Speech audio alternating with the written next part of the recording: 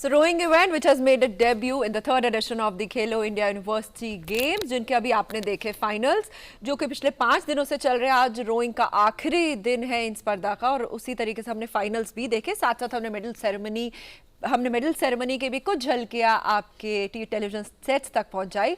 बहरहाल to talk about rowing, हमने एक फाइनल में भी देखा to talk about this game कि किस तरीके से चाहे वो केरला यूनिवर्सिटी हो, यूनिवर्सिटी ऑफ मेड्रास हो या फिर Savitribai Phule university, put up their best foot forward और जिसके तहत उन्होंने गोल्ड, सिल्वर और ब्रोंज जीता।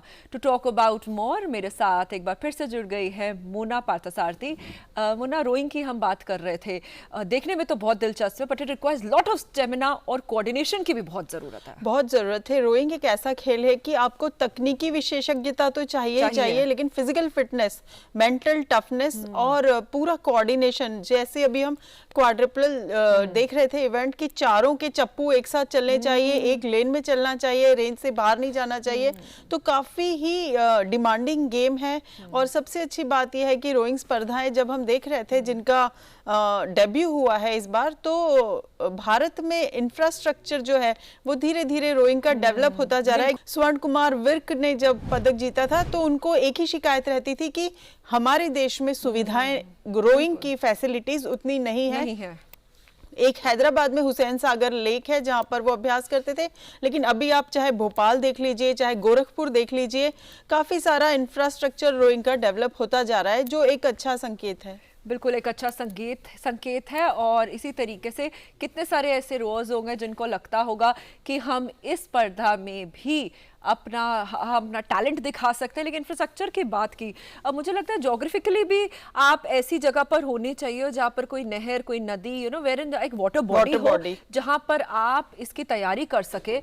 तो उसके हिसाब से मुझे लगता है बहुत लिमिटेड ऑप्शन रह जाती है इस स्पॉट को चूज करना। भारत में अगर हम देखें तो हैदराबाद में, विशाखापट्टनम में या भोपाल में, और अब गोरखपुर एक नया सेंटर बनकर उभरा है, तो सुविधाएं धीरे धीरे डेवलप हो रही है। जैसे ही खेल में प्रदर्शन हमारा अच्छा होता जाएगा तो मुझे लगता है इंफ्रास्ट्रक्चर उसके अकॉर्डिंगली डेवलप होता जाएगा। एब्सोल्युटली इंफ्रास्ट्रक्चर होगा डेवलप। और हमने देखा कि कंपटीशन यहाँ पर भी था। पिछले 5 दिनों में रोइंग के इवेंट्स हम लाए आपके टेलीविजन सेट्स तक। बहरहाल लेट्स टॉक अबाउट एथलेटिक्स के भी आज first of the half of the day में काफी सारे इवेंट्स हुए। आइए नजर डाल लेते हैं किस टीम ने, किस इंडिविजुअल ने कौन सा मेडल जीता। बहरहाल we'll start with Poonam Sonone, she is from Mangalore university, जिन्होंने वुमेन्स 5000 मीटर रन में गोल्ड जीता। सिल्वर जीता मैंगलोर यूनिवर्सिटी से बसंती कुमारी ने। एंड रवारा from KBCNM university won the bronze. और वुमेन्स 5000 मीटर रन के बाद हम बढ़ते हैं women's hip javelin throw, wherein Pooja from Chaudhary Bansilal university grabbed the gold. Silver गया महात्मा गांधी यूनिवर्सिटी की मारिया थॉमस के पास और Kamaljeet Kaur got the bronze. She is from Kurukshetra university. And in the same athletics, the women triple jump, and these are the jumpers who bagged various medals, starting with the gold.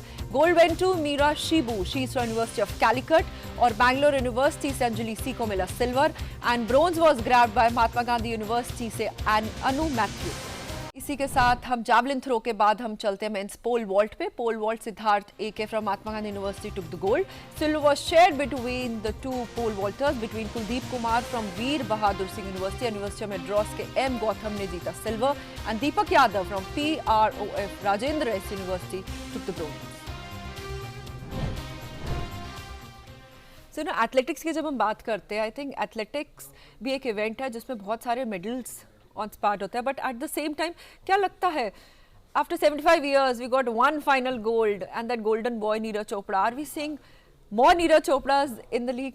बिल्कुल ज़रूरत है बहुत ज़्यादा, क्योंकि आप देखिए एथलेटिक्स किसी भी जो मल्टी स्पोर्ट्स टूर्नामेंट होता है उसकी जान एथलेटिक्स स्पर्धाएं होती है और सभी की नज़र इस पर रहती है, क्योंकि हमारी जो मेमोरीज में आज भी है कि कैसे 1960 में फ्लाइंग सिख मिल्खा सिंह रोम में चूक गए थे, जिंदगी की सबसे महत्वपूर्ण रेस, फिर लॉस एंजलिस में PT उषा विस्कर्स मामूली सेकंड के अंतर से चूक गई थी। तो एक ये कसक, एक मलाल हमेशा से हम लोगों के दिल में था कि एथलेटिक्स में हमारे हाथ में कुछ नहीं आया, लेकिन फिर वो दूर हुआ, नीरज चोपड़ा ने दूर किया। अब नीरज चोपड़ा ने गोल्ड मेडल जीतकर इतिहास तो रचा, लेकिन आप एथलेटिक्स में देखिए ललिता पवार को लीजिए, अविनाश साबले को लीजिए, धीरे धीरे करके हमारे जो खिलाड़ी हैं, हमारे जो एथलीट्स हैं, जो अनअप्रोचेबल सा एक जोन माना जाता था, उसमें धीरे धीरे एंट्री मार रहे हैं, एंट्री ले रहे हैं। और जैसे हम पहले भी बात कर रहे थे विक्रांत मलिक की, जिन्होंने इन खेलों में स्वर्ण जीता है और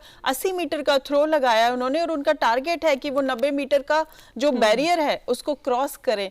तो एक हर खेल में मैं कहती हूँ कि एक रोल मॉडल आपको चाहिए होता है। जैसे चाहे टेनिस हो, टेनिस में देखिए सानिया मिर्जा के और लिएंडर पेस, महेश भूपति के बाद कितने सारे लड़के लड़कियां टेनिस लिया। बैडमिंटन में ऐसे ही एक क्रांति पीवी सिंधु और साइना नेहवाल लेकर आई, और अभी बहुत सारे बैडमिंटन एकेडमीज फुल हो गए हैं। ऐसे ही रेसलिंग में आप देखिए ओलंपिक मेडल जब आने लगता है ना, तो वो एक संजीवनी होता है, एक टॉनिक होता है किसी भी खेल के लिए। अभी जेवलिन को लेकर इतनी ज्यादा क्यूरियोसिटी है, स्कूलों में, कॉलेजेस में जेवलिन की बिक्री बढ़ने लगी है। जो स्पोर्ट्स का सामान बेचते हैं उनका ये कहना है कि जेवलिन की बिक्री अचानक बढ़ने लगी।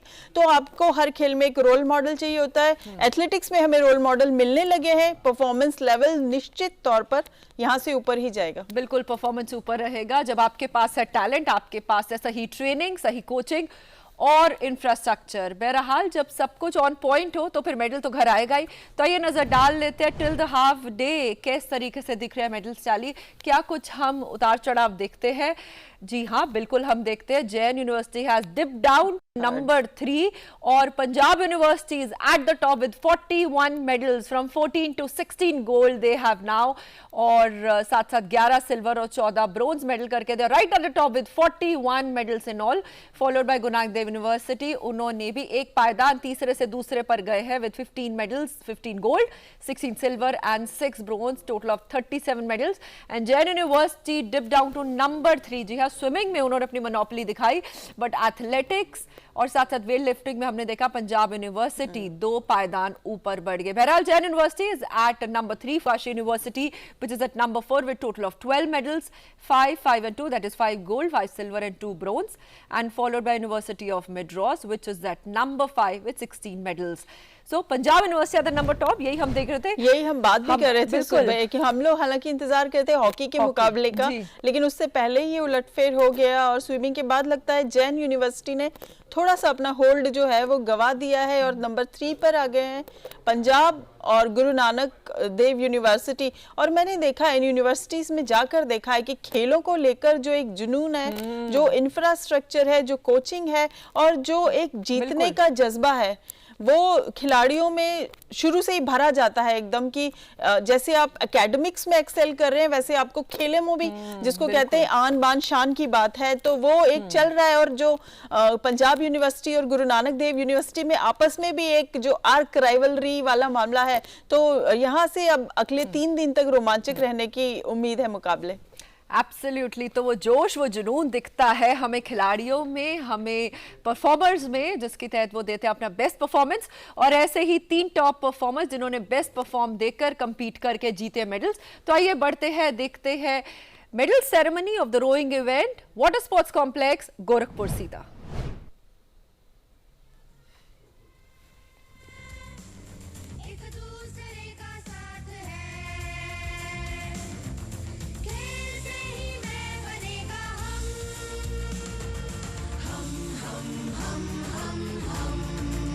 Next is women's double.